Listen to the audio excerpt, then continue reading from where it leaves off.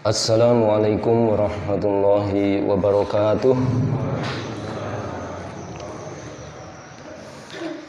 Bismillah, walhamdulillah, wassalatu wassalamu ala rasulillah wa ala alihi wa ashabihi wa mawalah, wa la hawla wa la quwwata illa billah. Ma'asyiral muslimin rahimani Allah wa iyyakum, jamaah Mushola Al-Barokah yang semoga dirahmati oleh Allah.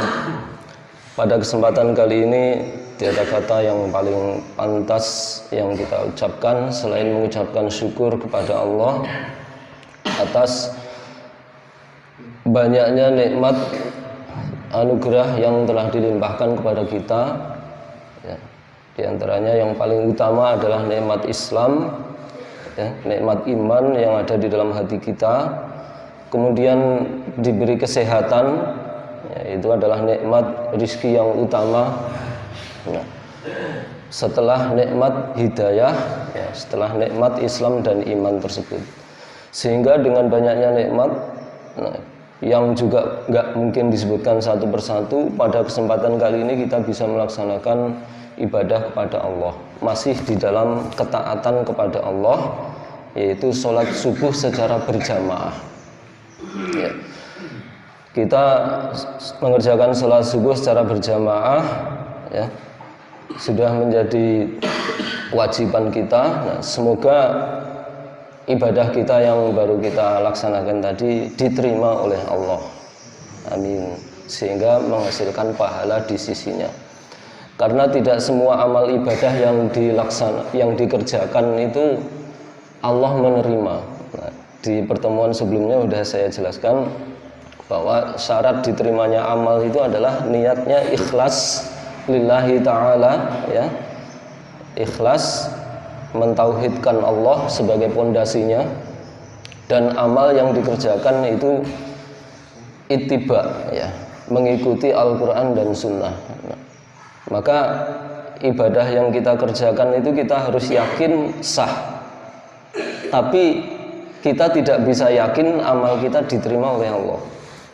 Karena kalau amal kita tidak sah, ya berarti batal. Kita harus mengulangi lagi. Oh, tadi saya belum baca Al-Fatihah, berarti sholatnya nggak sah. Karena Al-Fatihah itu adalah termasuk rukun dari sholat. Nah, kalau sholat nggak membaca Al-Fatihah, berarti sholatnya nggak sah. Wah, tadi saya nggak membaca ini. Nah, berarti sholatnya nggak sah, harus diulang. Nah, tapi ketika kita sudah membaca Al-Fatihah, sudah membaca semua rukunnya kita kerjakan selesai, nah, maka tinggal kita berharap dan berdoa semoga amal itu diterima oleh Allah. Begitu ya. Selanjutnya sholawat serta salam kita haturkan kepada Rasulullah Sallallahu Alaihi Wasallam, juga kepada keluarganya, para sahabatnya, para pengikutnya yang telah menetapi sunnah beliau, menetapi manhaj beliau hingga akhir zaman. Baiklah Bapak-bapak, Ibu-ibu sekalian yang saya hormati, pada kesempatan malam hari ini saya bertugas menyampaikan kitab Minhajul Muslim. Namun kitab ini punya Ustadz Halimi. Kebetulan kitab saya ketinggalan di sekolah. Sudah saya terus sampai berjam-jam, ternyata pas mau berangkat saya cek di tas saya nggak ada, ternyata ketinggalan di sekolah. Jadi ini saya pinjam punya Ustadz Halimi. Mudah-mudahan nanti bisa menyampaikan dengan jelas. Bismillah. Bismillahirrahmanirrahim. Al-Madatus Sadisah, materi yang ke-6, yaitu fi subuti syahri Ramadan, di dalam tetapnya bulan Ramadan. Artinya materi ini nanti akan membahas ketentuan-ketentuan yang menjadi dasar untuk menetapkan awal bulan Ramadan. Yasbutu, tetap dukhulu Ramadan bi ahadi amroini. Masuknya bulan Ramadan itu tetap, dipastikan ya, ditentukan dengan salah satu dari dua perkara ini. Jazakallahu khairan, Pak. Jadi bulan Ramadan itu ditentukan berdasarkan dua perkara ini. Awaluhuma kamalus syahris sabiq anhu wa huwa Sya'ban. Ketentuan yang pertama adalah ketika bulan yang sebelumnya Ramadan, yaitu Sya'ban, itu sudah sempurna, sudah penuh, yaitu faidza tamma li Sya'ban salasuna yauman. Nah, ini lebih jelasnya, ketika bulan Sya'ban sudah 30 hari ya, ketika bulan Sya'ban sudah 30 hari, fayaumul wahid wassalasin huwa awwalu yaumin min Ramadan qat'an. Maka hari yang ke-31 itu adalah berarti awal Ramadan, pasti. Nah, di belakang ada keterangan pasti.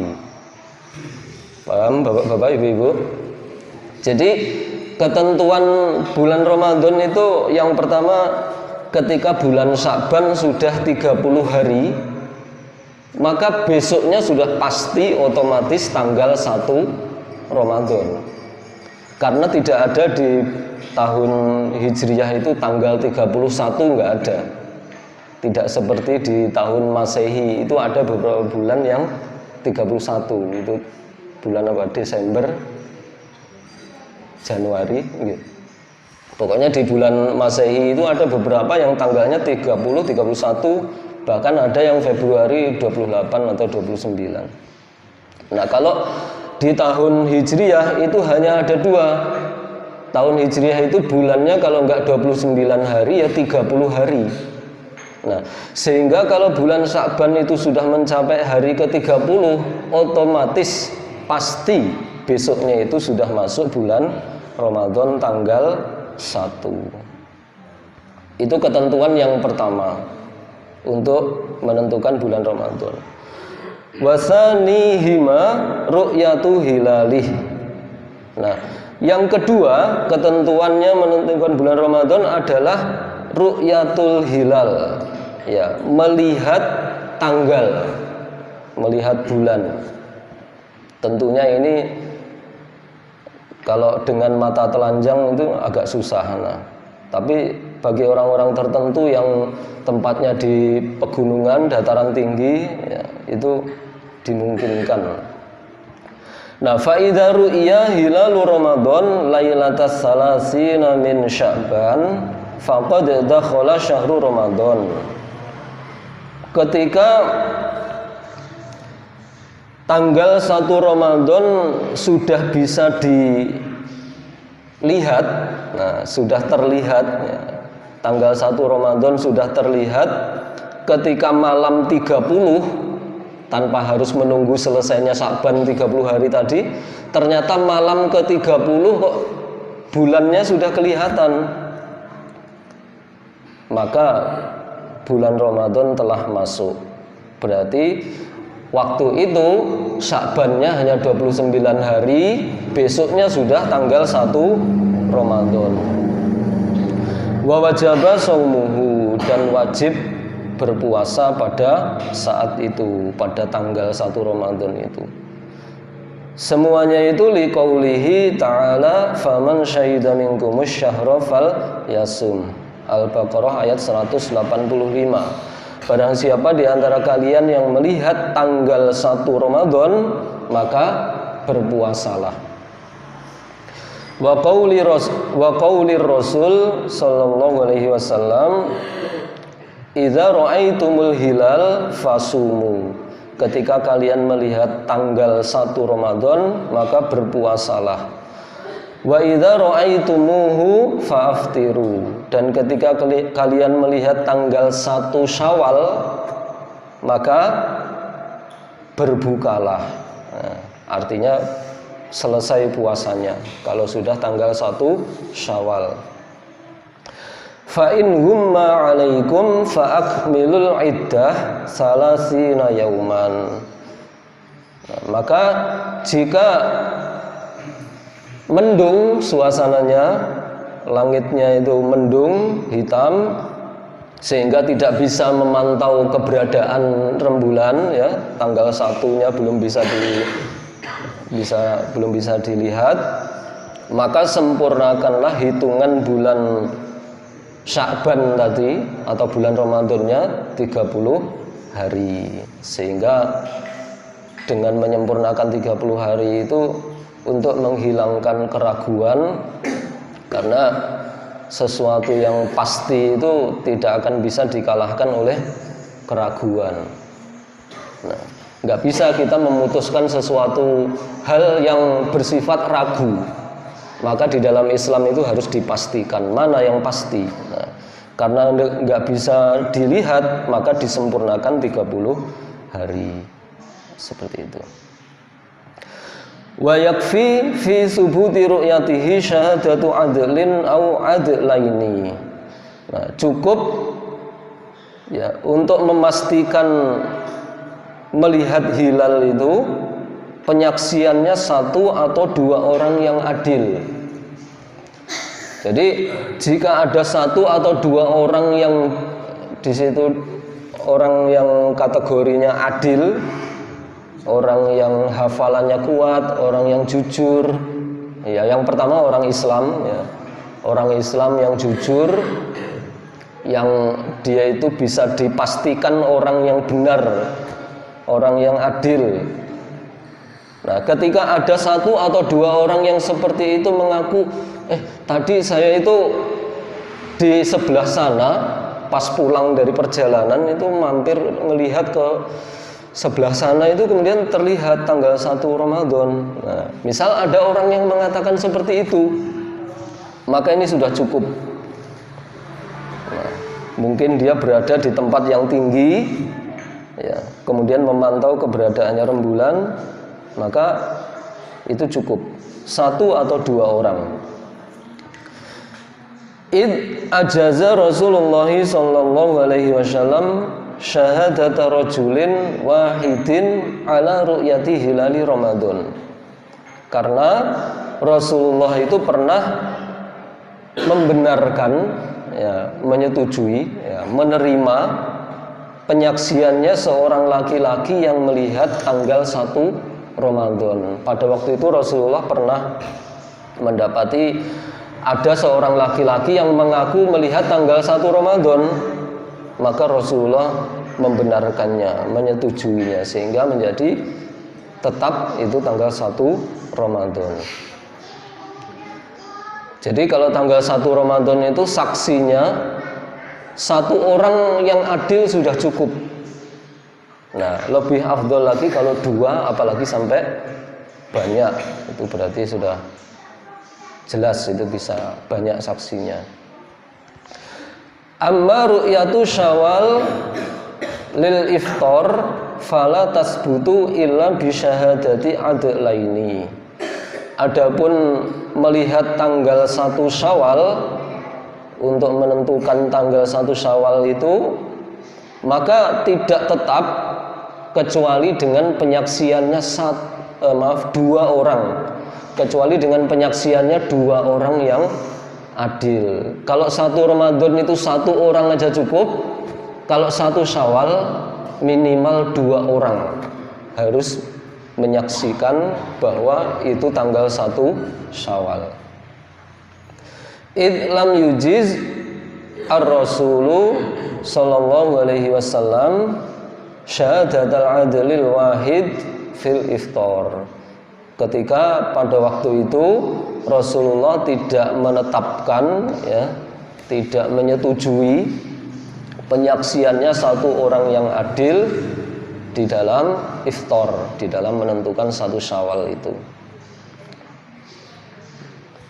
Berarti kesimpulan yang utama dari pembahasan yang awal ini adalah bahwa ketentuan yang utama untuk menentukan tanggal 1 Ramadan ataupun 1 Syawal itu berdasarkan nasnya adalah menggunakan metode ru'yatul hilal ya, yang sudah sabat ya, sudah tetap di dalam Al-Quran dan sunnahnya menyebutkan demikian.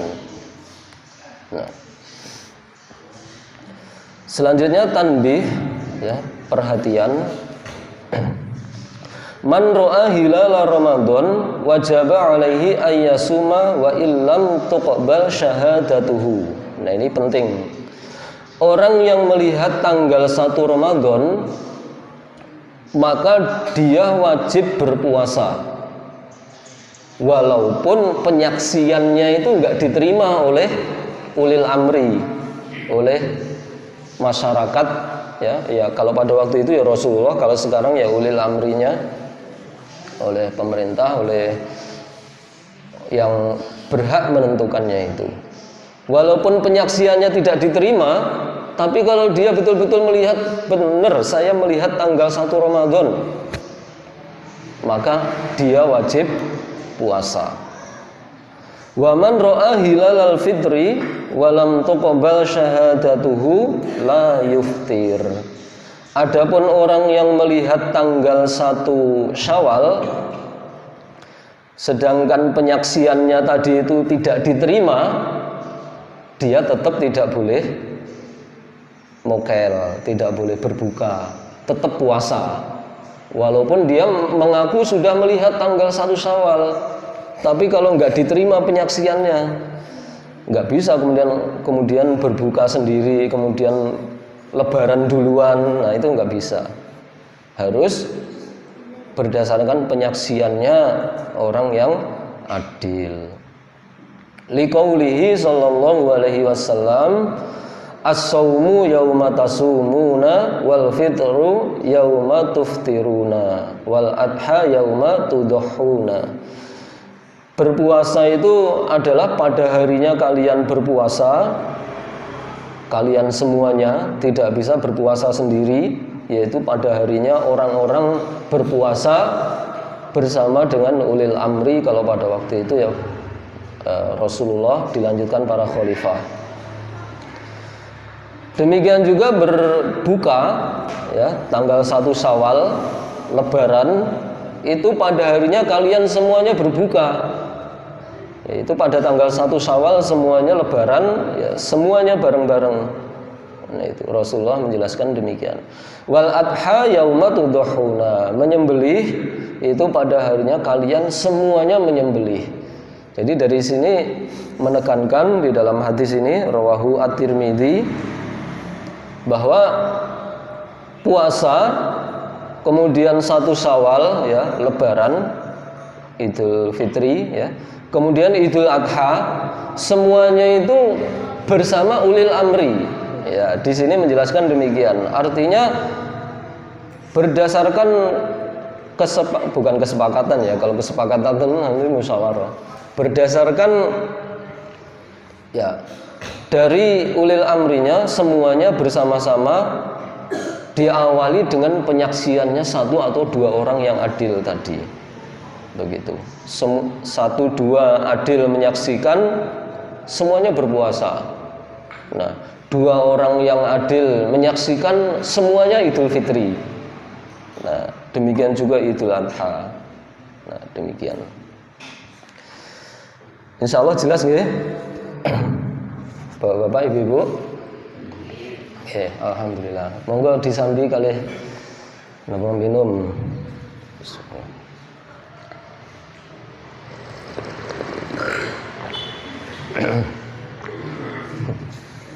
Monggo diminum yang anget-anget, yang manis. Kalau orang Sunda bilang teh ini amis. Karena kalau orang Sunda nyebut manis itu amis. Itu ya Pak Sulaiman. Kalau orang yang salah paham dibuatkan teh malah amis, kurang ajar banget. Amis pisan, padahal maksudnya manis. Selanjutnya al-madatus sabi'ah, materi yang ke-7 fi syurutis shaum, di dalam syaratnya berpuasa. Wa hukmi shaumil musafir, dan hukum puasanya musafir, wal marid, dan orang yang sakit, wa syaikhil kabir, dan syekh yang tua, wal hamil, dan orang yang hamil, wal murdi, dan orang yang menyusui. Pembahasan yang keenam ini adalah tentang syaratnya puasa, hukumnya musafir, hukumnya orang yang sakit, hukumnya orang yang sudah tua renta, orang yang hamil dan menyusui. A. Syurutus shaum, syaratnya puasa. Yustaratu fi wujubi shaum 'alal muslim ayyakuna 'aqilan balighun. Nah, syarat wajibnya puasa, ya ini syarat wajib ya, karena ada syarat wajib, ada syarat sah. Yang dibahas dalam materi ini adalah syarat wajibnya puasa bagi orang muslim adalah ketika orang itu berakal dan balik. Dua itu.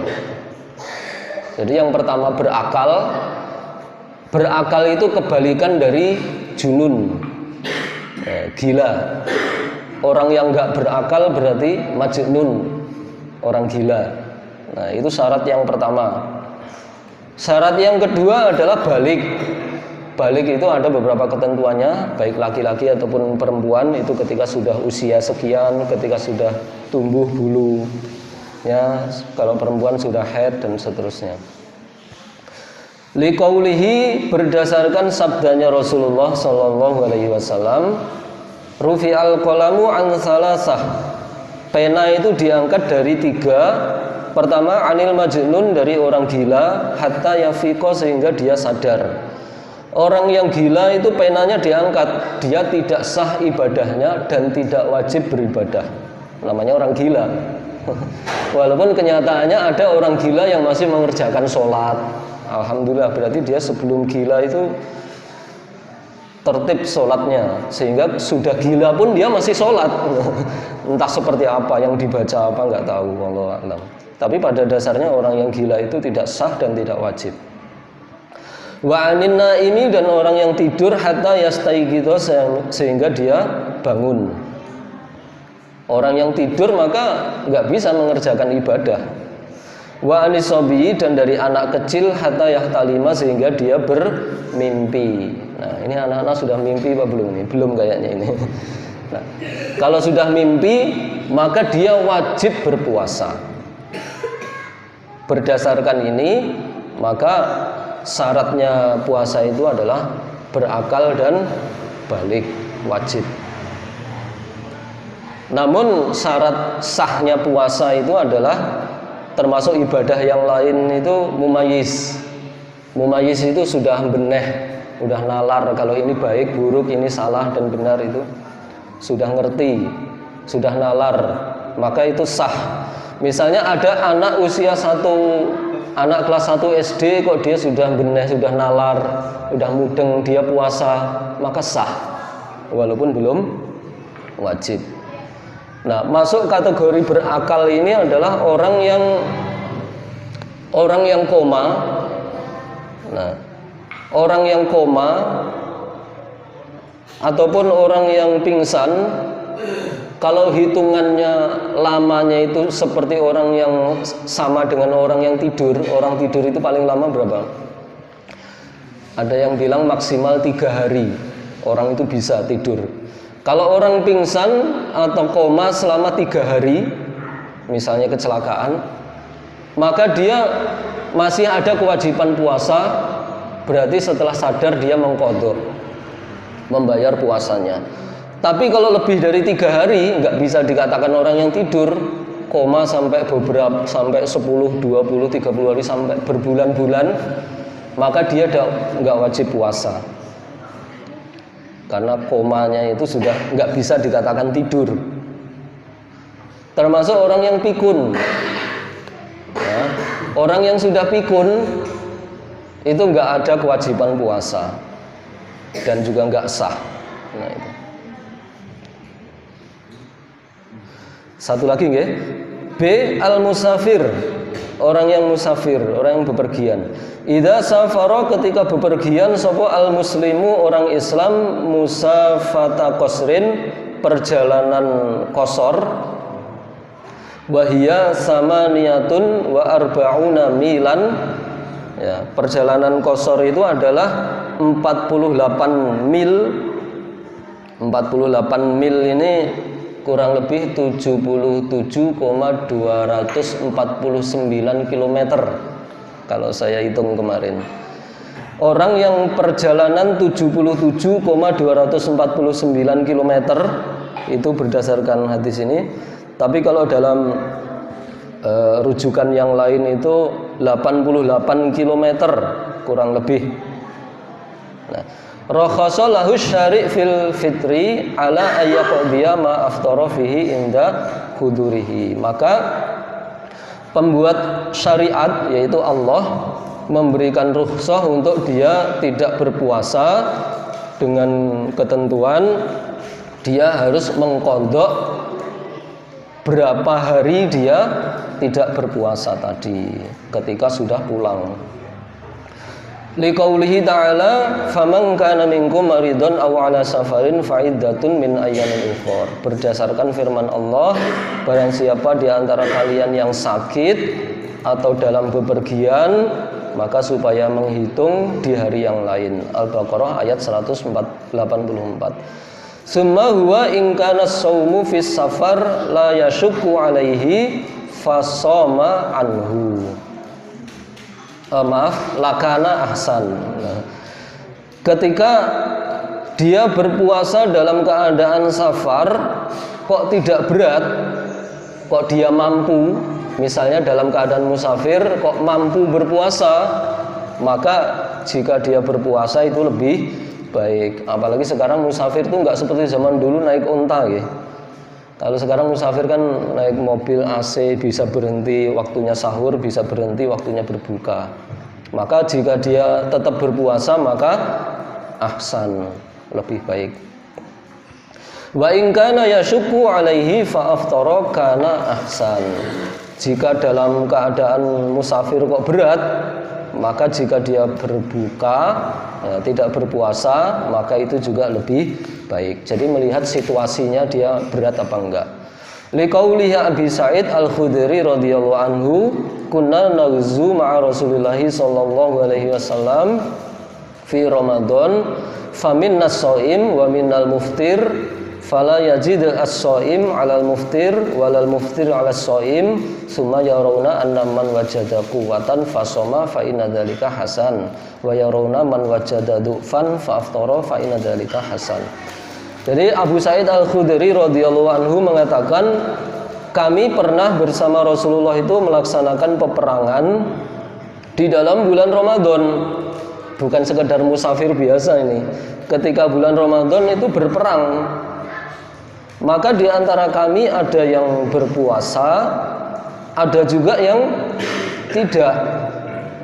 Nah, orang yang berpuasa tidak mencela orang yang tidak berpuasa. Demikian juga orang yang tidak puasa tidak mencela pada orang yang berpuasa. Nah, pokoknya siapa di antara mereka yang merasa mampu maka berpuasa, demikian itu lebih baik. Dan barang siapa yang merasa tidak mampu, lemah, maka dia tidak berpuasa. Demikian itu juga baik. Nah, insya Allah bisa difahami ya. Jadi ketentuannya musafir itu berat apa tidak. Kalau dia berat ya silahkan mokel. Kalau merasa mampu ya silahkan. Walaupun pada dasarnya itu rukhsah. Insya Allah demikian yang bisa saya sampaikan pada pertemuan kali ini. Karena dibatasi oleh waktu. Dan Ramadan juga sudah tinggal beberapa hari lagi. Semoga kita diberi umur panjang, diberikan kesehatan, sehingga bisa menjumpai bulan Ramadan tahun ini dan bisa melaksanakan ibadah bulan Ramadan dengan baik, dengan lancar. Demikian yang bisa saya sampaikan. Wassallallahu ala nabiyyina Muhammad wa ala alihi wa sahbihi wasallam. Subhanakallahumma bihamdik asyhadu an la ilaha illa anta astaghfiruka wa atubu ilaik. Assalamualaikum warahmatullahi wabarakatuh.